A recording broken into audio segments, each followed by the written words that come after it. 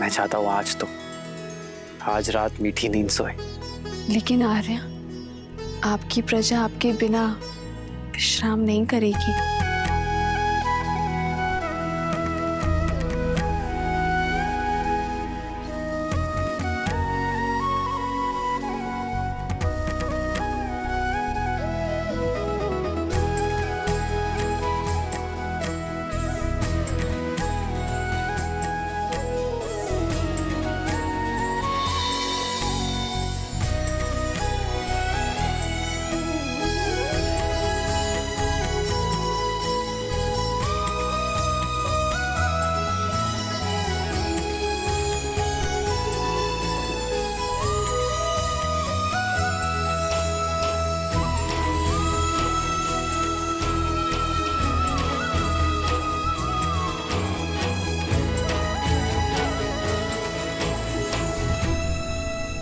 इस वनवास में मेरा उत्तरदायित्व तो होगा कि मैं दिन रात अपने भैया और भाभी की सेवा कर सकूं। मुझे दिन रात जागना है, अपने भैया और भाभी की सेवा में स्वयं को न्यौछावर कर देना है।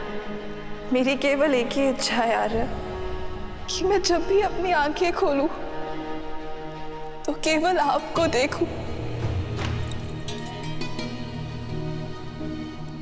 मेरे पति अपने कर्तव्य की यात्रा पर निकले हैं, अपने भैया और भाभी की सेवा के लिए। ना जाने कितनी निद्राहीन रातें बितानी होंगी, उनकी सेवा में कोई कमी ना रहे, इसलिए मैं स्वयं उनकी निद्रा लेने का प्रण लेती हूँ। मेरे पति के कर्तव्य प्रयत्न में कोई अवरोध ना आए, 14 वर्ष तक अपलक वो अपना धर्म निभाए, ये आशीर्वाद देना प्रभु।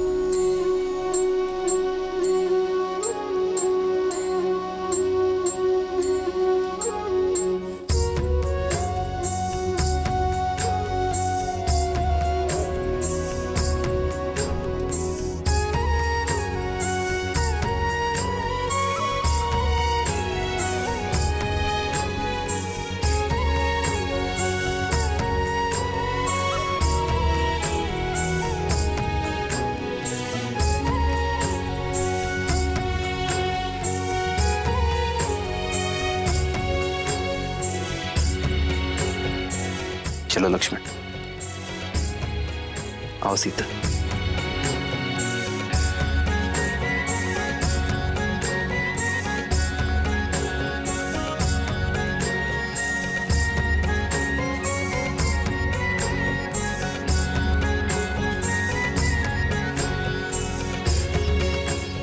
अमत्य, बिना किसी आहट के आप रथ को अयोध्या की सीमा के उस पार श्रृंगवेरपुर की ओर ले चलिए। हम कुछ देर आपके पीछे चलेंगे ताकि किसी भी ध्वनि से प्रजाजन की नींद ना टूटे, अन्यथा ये लोग हमें कभी जाने नहीं देंगे। ये सब आपकी प्रजा है कुमार राम, जो मन से आपको राजा स्वीकार कर चुकी है, अपना सर्वस्व मान चुकी है। कितने प्रेम से आप पर विश्वास करके सोए हुए इन्हें इस प्रकार छोड़कर जाना, इनके साथ छल होगा। 14 वर्ष का वनवास मुझे मिला है अमत्य, अयोध्या की प्रजा को नहीं। यदि इन्होंने मुझे राजा माना है तो राजा के निर्णय को भी स्वीकार करना होगा। एक राजा को अपनी प्रजा के उज्जवल भविष्य के लिए कई बार कठोर निर्णय लेने पड़ते हैं। इनका मुझसे मोह मुझे और इन्हें दोनों को धर्म के पथ पर चलने से रोकेगा। एक राजा का धर्म होता है कि वो अपनी प्रजा को हर भाव से मुक्त करे जिससे उन्हें हानि हो, जिससे उनका भविष्य बिगड़े। इसलिए इनके मोह से इन्हें मुझे मुक्त करना होगा। लक्ष्मण, सीता, हमें इन्हें भी प्रणाम करना चाहिए। ये साधारण मनुष्य नहीं रहे। इनका हमारे प्रति निश्चल प्रेम और अपार स्नेह इन्हें देवतुल्य बनाता है।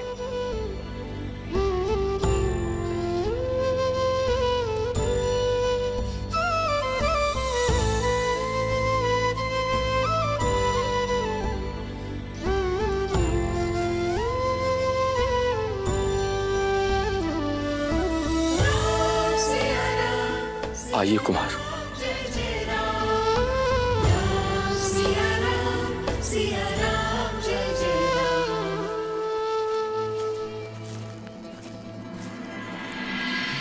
कितनी विचित्र बात है ना देवी।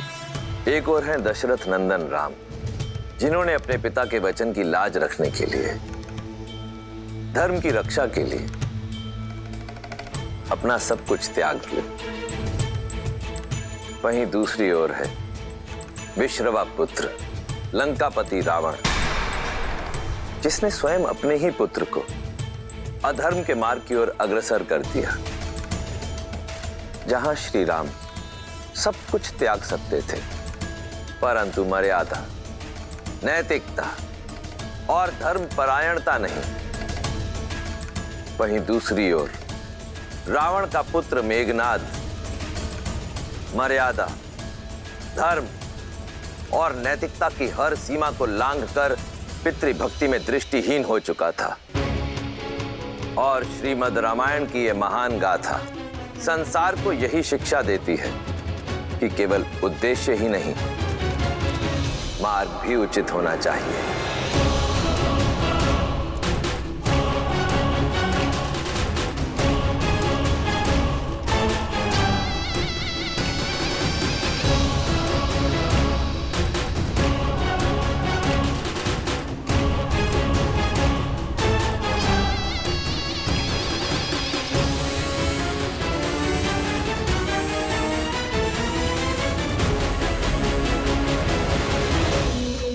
मेरी प्रिय पत्नी, मेरी अर्धांगिनी, कहां हो तुम?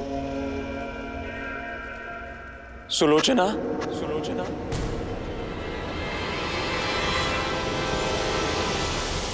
सुलोचना।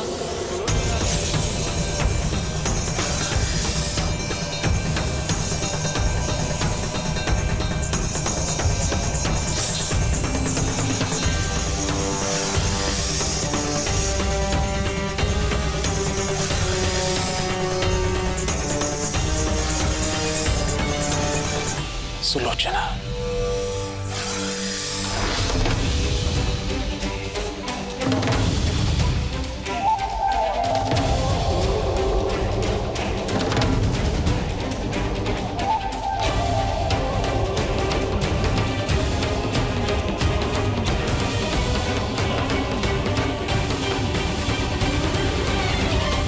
प्रणिपात पिताश्री।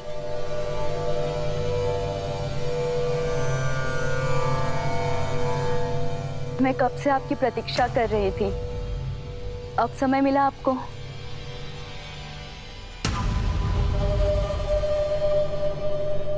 गुरु शुक्राचार्य के साथ था प्रशिक्षण में।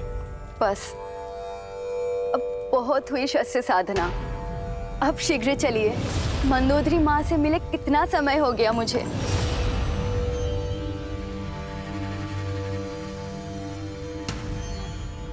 आप मुझे लंका ले जाने आए हैं ना? नहीं सुलोचना, मैं एक विनती लेकर आया। आप आदेश दीजिए स्वामी।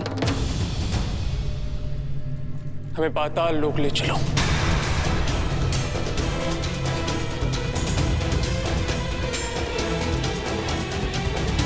मेरे पिताश्री का अपमान करने वाला लंकेश को चुनौती देने वाला विद्युत जीवा वहां छुपा हुआ है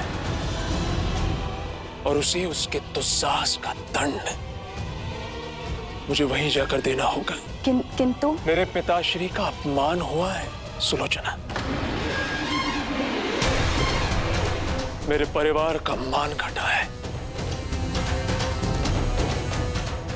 ऐसे में मैं चुप नहीं बैठ सकता।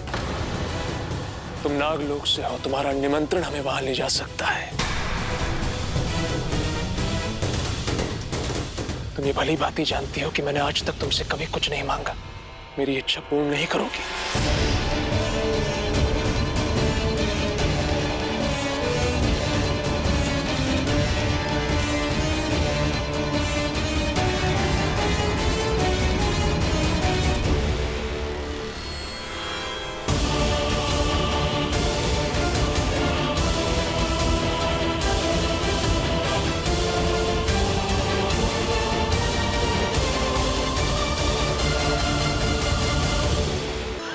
यहाँ रथ रोकिए अमात्य।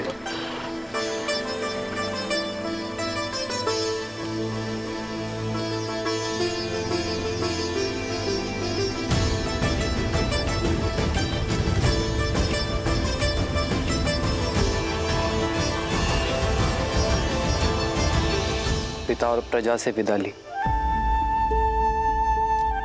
3 माताओं से विदा ली, अब अपनी मातृभूमि से भी विदा ले लेता हूं।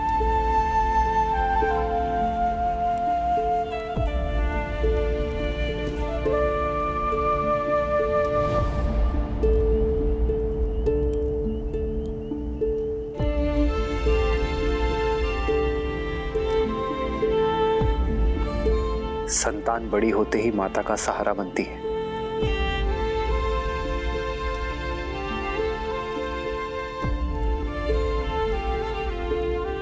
मुझे क्षमा करना मां, जब आपकी सेवा करने का समय आया तो मुझे जाना पड़ रहा है,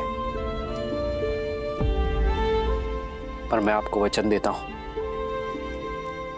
इन 14 वर्षों का हर एक पल मैं यही सोचूंगा कि लौटकर आपका ऋण कैसे चुकाऊं। पहले अपना वचन निभा लूं, फिर मातृभूमि का ऋण भी चुकाऊंगा।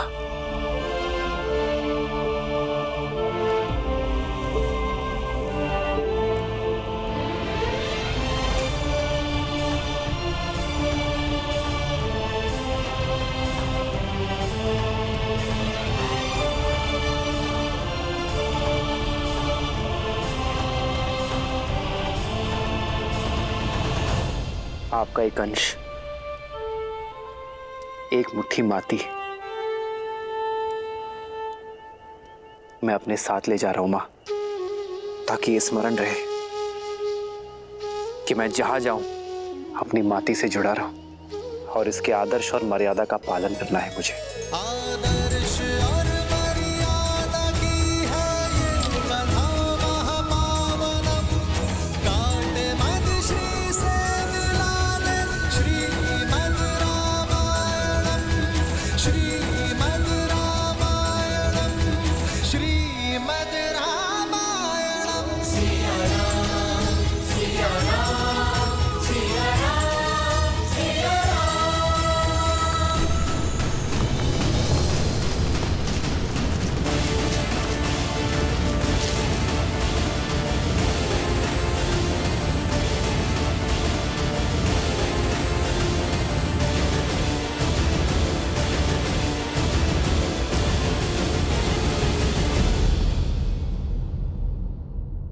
कौन हो तुम लोग? ये प्रश्न हमारा है, क्योंकि तुम हमारे राज्य की भूमि पर हो। लक्ष्मण,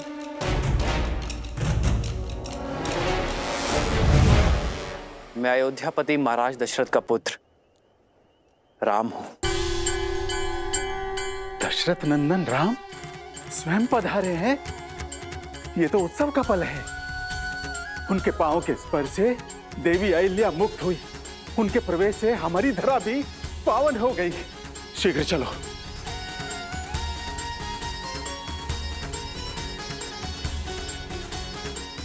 श्री राम, श्री राम, श्री राम।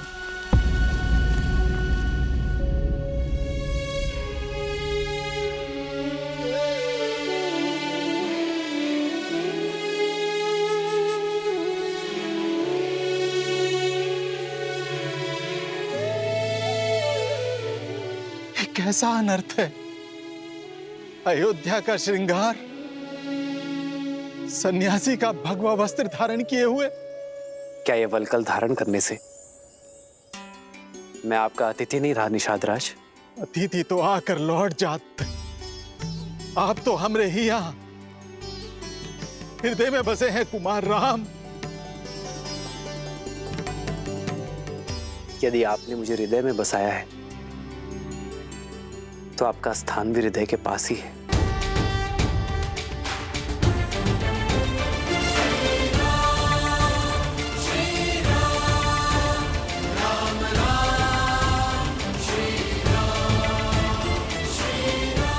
ये मेरी धर्म पत्नी सीता है। प्रणिपात देवी। और ये आपकी परछाई अनुज लक्ष्मण। आपका स्वागत है भैया। धन्यवाद गुहा भैया। कब से आपके दर्शन का अभिलाषी था, किंतु आप ये सन्यासी के वेश में मिलेंगे ये आशा नहीं थी। कहा कोनो लीला रच रहे हैं श्री राम? लीला तो कुमार भरत की माता कैकेयी की है गुहा भैया। महाराज दशरथ को विवश कर दिया, भैया को 14 वर्ष का वनवास और अपने पुत्र को, अपने भरत को राज सिंहासन देने के लिए। लक्ष्मण जी भैया। जो स्वयं नियति ने रचा उसका दोष मां कैकेयी को क्यों देना?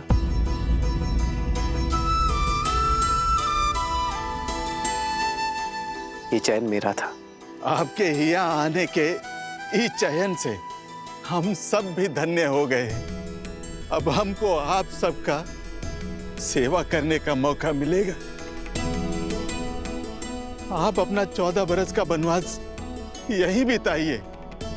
ये राज्य, ये निषाद राज गुहा, सब कुछ आप ही का तो है श्री राम। आपके प्रेम और स्नेह ने मुझे अभिभूत कर दिया है, किंतु वचन के अनुसार ये 14 वर्ष का वनवास मुझे वन वन भटकते हुए बिताना है, किसी राज्य या नागरिक के यहाँ नहीं। किंतु कैसे श्री राम? ये स्थान जितना सुंदर और मनमोहक है उतना ही भयानक है। कदाचित आपने सुना नहीं, भय के लिए भयंकर है। हम अवध के रुद्र हैं, हम शंकर हैं।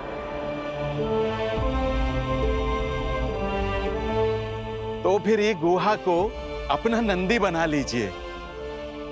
आपको मार्ग दिखाते दिखाते हम भी सदमार्ग पर चल लेंगे। व्यक्ति का कर्मफल, उसके चयन का परिणाम उसे स्वयं भोगना पड़ता है। कर्तव्य के इस पथ पर हमें अकेले ही चलना होगा। तब श्री राम हमें भी तो कोनो सेवा का अवसर दीजिए। आज रात्रि हम यही इसी वृक्ष के नीचे विश्राम करेंगे। कल सवेरे यदि आप गंगा पार कराने का प्रबंध करा सके तो बहुत कृपा होगी। जो आज्ञा। हमरे मन को तो बस ये बात कचोट रही है कि एक रात्रि के बाद आपसे विछो का सोचकर हमरी ही दशा है, तो वहां महाराज दशरथ को कितनी पीड़ा हो रही होगी।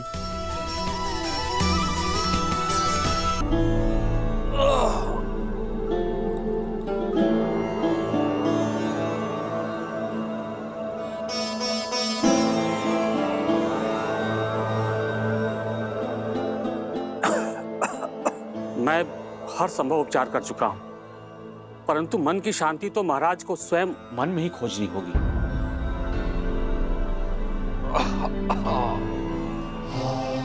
महाराज आशा मत खोइए महाराज, समझ गए हैं ना? वो राम को अवश्य वापस ले आएंगे। हाँ महाराज, भाग्य अयोध्या पे इतना बड़ा अभिशाप नहीं लाएगा।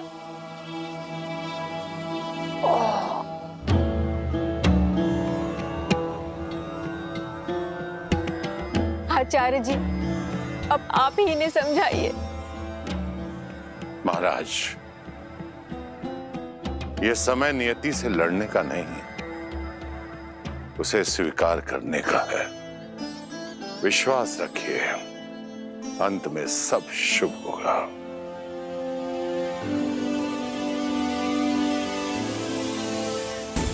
दशरथ, मेरा श्राप सत्य हुआ। तुम अपने पुत्र के वियोग में मरोगे दशरथ।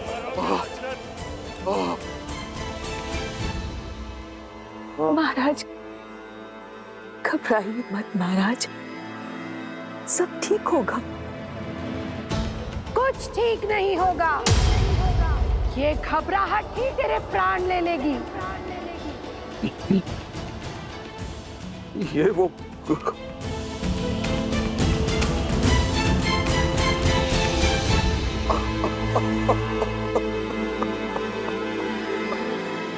मेरा अंत समय अब निकट है,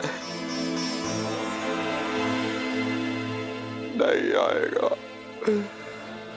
मेरा राम। वर्षों पूर्व मेरे हाथों हुए पाप की अग्नि में मेरे जीवन के सारे पुण्य जलकर भस्म हो गए। आप देख रहे हैं ना गुरुदेव, वो श्राप अब सत्य होने को है और मैं कुछ नहीं कर सकता गुरुदेव, मैं कुछ नहीं कर सकता। महाराज, कैसा श्राप? ये राम के जन्म से पूर्व की बात है। शब्द भेद। अनजाने में मैंने आपके पुत्र के प्राण हर दिए। तुमने दो अंधों के जीवन का सहारा छीना है। अपने धर्म रक्षक पुत्र के वियोग में तरस तरस कर मरोगे तुम। ये बूढ़े दुखी पिता का श्राप है, श्राप है।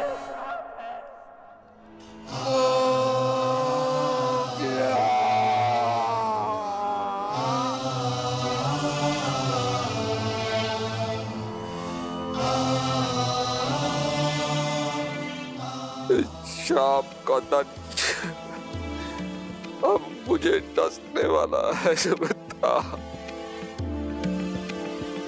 महाराज, धैर्य रखिए।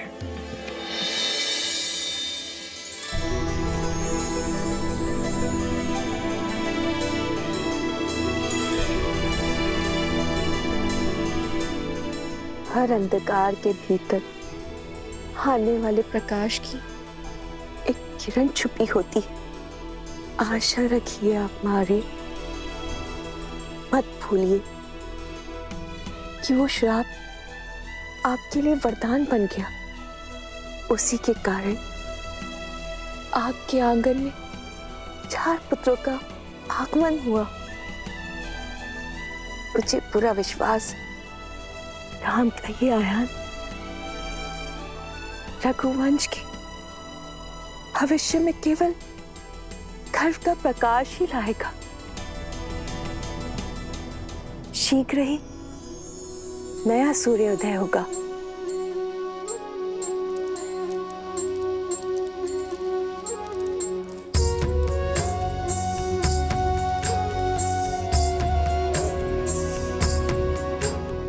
एक नया आरंभ, एक नई कथा।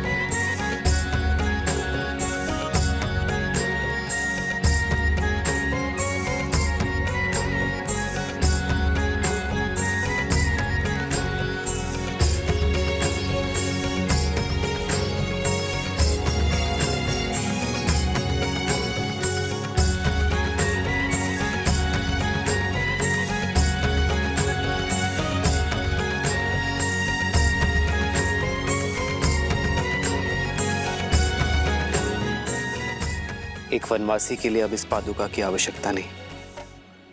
दीजिए भैया।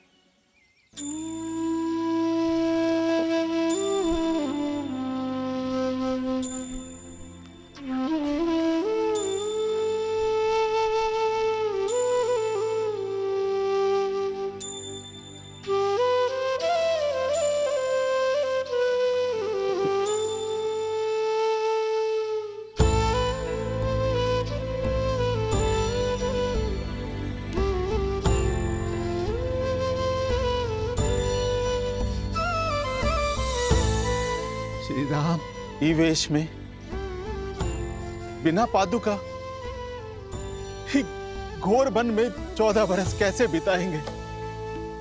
हमरा तो ये विचार से मन बैठा जा रहा है। हमने केवल वस्त्र ही नहीं,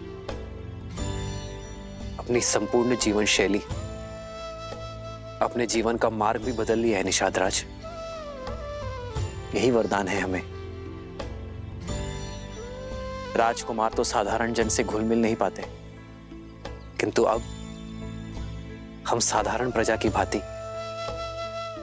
सबके साथ घुल मिलकर जीवन का सत्य खोजेंगे। एक वनवासी का जीवन जीकर पिताश्री का वचन निभाएंगे।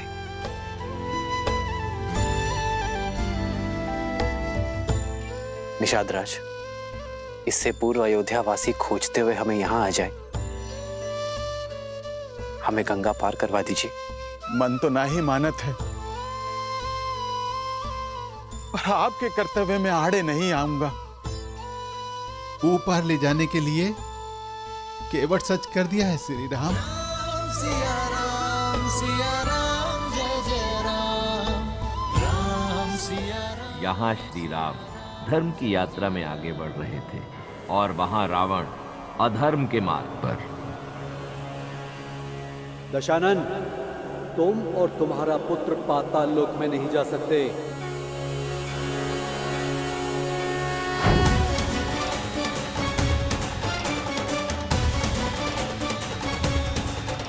प्रणाम वरुण देव। ये निर्णय लेने का अधिकार तुम्हारा नहीं है वरुण देव। पुत्री सुलोचना नाग कन्या है, वो जिसे चाहे अपने साथ अपने लोक ले जा सकती है। पाताल लोक का रक्षक होने के नाते ये मेरा उत्तरदायित्व है कि जिस रावण की छाया भी युद्ध, मृत्यु और दुख की सूचक है, ऐसे दुष्ट, अधर्मी, पापी राक्षस के पग अपने लोक में ना पड़ने दूंगा। वरुण देव, आप भले ही पाताल लोक के रक्षक हैं, पर मैं भी नागराज वासुकी की पुत्री हूँ। आप मेरे ससुर श्री का अपमान कर रहे हैं। मैं केवल तथ्य बता रहा हूँ पुत्री, ऐसे अधर्मी का मेरे लोक में स्वागत नहीं है। वरुण देव!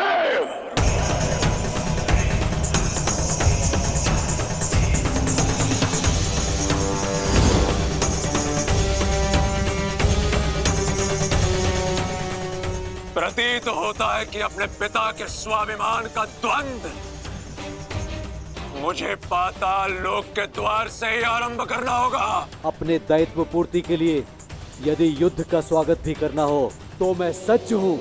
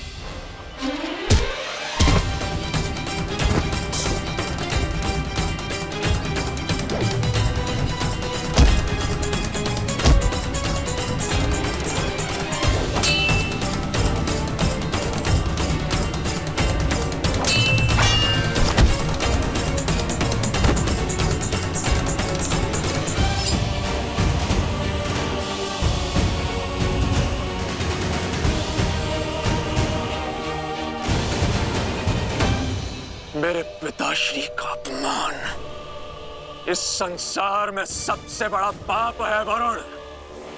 जिसके दंड स्वरूप मैं तुम्हें लंका के कारागार में अनंत समय तक डालकर इतनी यातनाएं दूंगा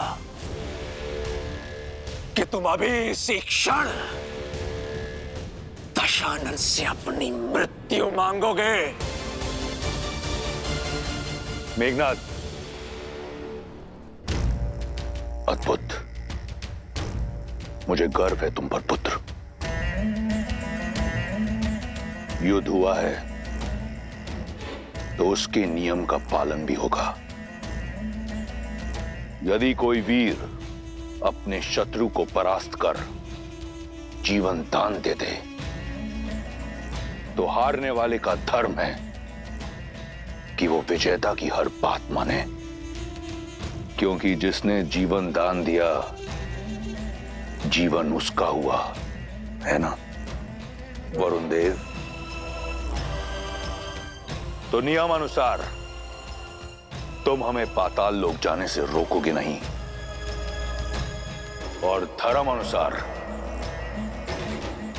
तुम इस पापी अधर्मी राक्षस की लंका जो चारों ओर जल से घिरी हुई है उसकी रक्षा करोगे।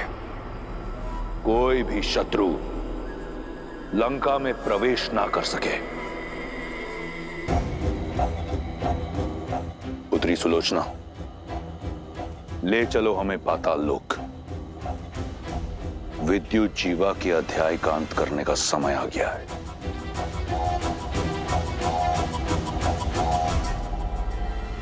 सुलोचना, पिता और लंका दोनों की मान का प्रश्न है।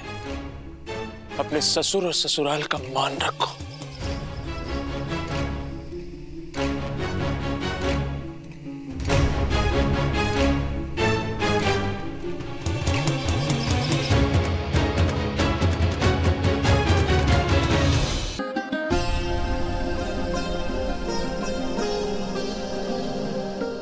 अब तक के सहयोग के लिए धन्यवाद अमात्य। अब आप अयोध्या लौट जाइए। यह आज्ञा मत दीजिए कुमार राम। वनवास का प्रतीक पूर्ण हुआ। 14 प्रहर बीत गए, मानो 14 वर्ष बीत गए। लौट चलिए मेरे साथ। महाराज की भी यही इच्छा है। जब मार्ग सत्य का हो तो भेद नहीं खोजे जाते अमात्य। रघुकुल की रीत तोड़कर मैं अपने पिताश्री के पास तो लौट जाऊंगा, किंतु अपने पुरखों को मुख कैसे दिखाऊंगा? देवी सीता, आप तो हट त्यागी। महाराज की आशा है मैं कम से कम आपको लेकर ही लौटूं। जो आशा अधर्म का आधार बने वो शुभ फल नहीं लाती अमात्या। और मेरा धर्म तो सप्तपदी के साथ ही श्री राम के धर्म से जुड़ गया था।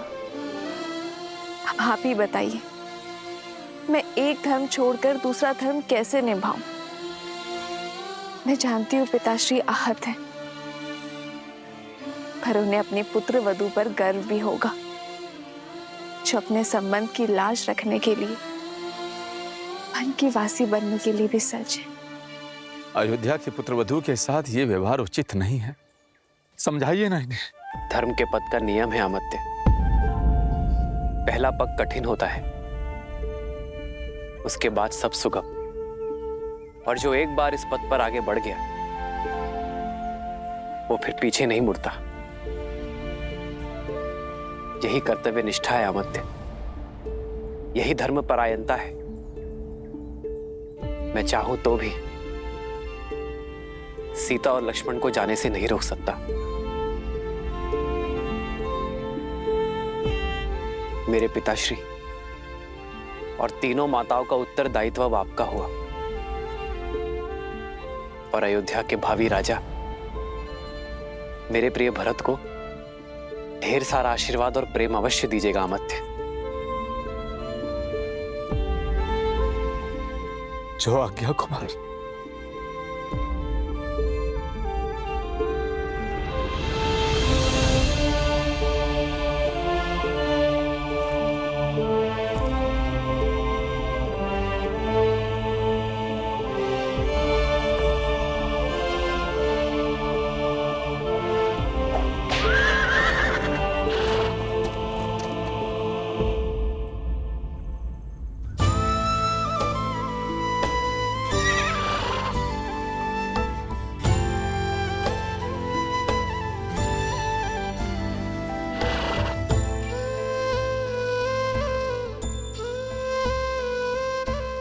जाओ,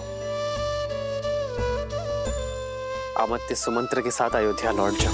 वन उपवन का भ्रमण कराते, गंगा का जल पान कराते, नियति कैसी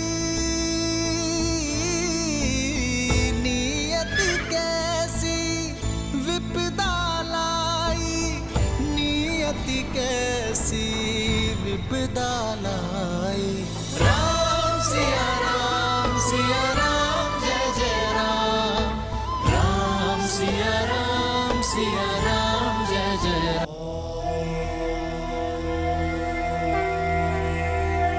सुलोचना की सहायता और मेघनाद के शौर्य से रावण का विद्युत जीवा को पाने का लक्ष्य पूर्ण होने जा रहा था। संतोष संसार की सबसे बड़ी संपदा है, और जिसके पास संतोष नहीं, उसके पास चाहे कुछ भी क्यों ना, उसका कोई भी लक्ष्य पूर्ण नहीं होता। पाताल लोक में जाने के पीछे रावण की मंशा केवल अपने शत्रु विद्युत जीवा के प्राण हरना ही नहीं थी, अपितु उसे कुछ और भी चाहिए था।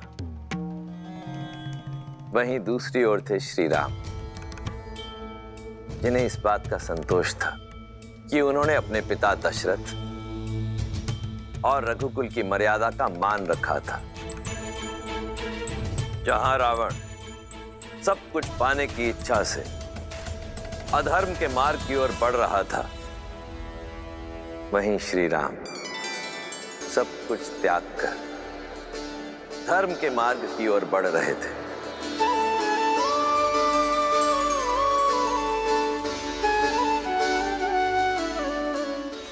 केवट ये है हमरे दशरथ नंदन श्री राम, और ये है सीता माता।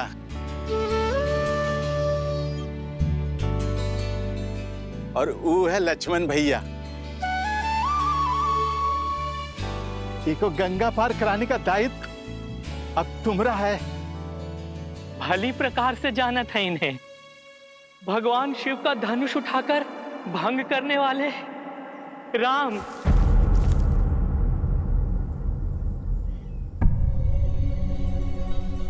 ये क्या अनर्थ कर रहे हैं आप केवट भैया? अपने जीवन में अर्थ भर रहे हैं प्रभु। आपने अपने पिता के वचन का मान रखने के लिए वनवास ले लिया। ऐसे पुत्र का चरण स्पर्श करना तो पुण्य का काम है प्रभु। नहीं केवट भैया, मैं आपको चरण स्पर्श की अनुमति नहीं दे सकता। काहे प्रभु? आपके चरण स्पर्श काहे नहीं कर सकते हैं? हम छोटे कुल के हैं, इसलिए।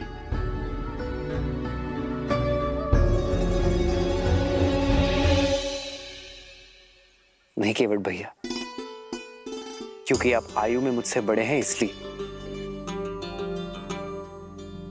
मनुष्य से कुल बनता है, कुल से मनुष्य नहीं। और जैसे स्वयं प्रभु जीवों को संसार का सागर पार करवाते हैं, वैसे ही आज आप हमारे लिए हैं। हमें गंगा पार करवा दीजिए केवट भैया, आप हमारे लिए आदरणीय हैं। लेकिन फिर भी आपका चरण पखारे बिना हम आपको अपनी नैया में नहीं बैठाएंगे। केवट भैया, भैया कह रहे हैं ना कि वो आपसे चरण स्पर्श नहीं करवा सकते, फिर आप। नहीं भैया नहीं,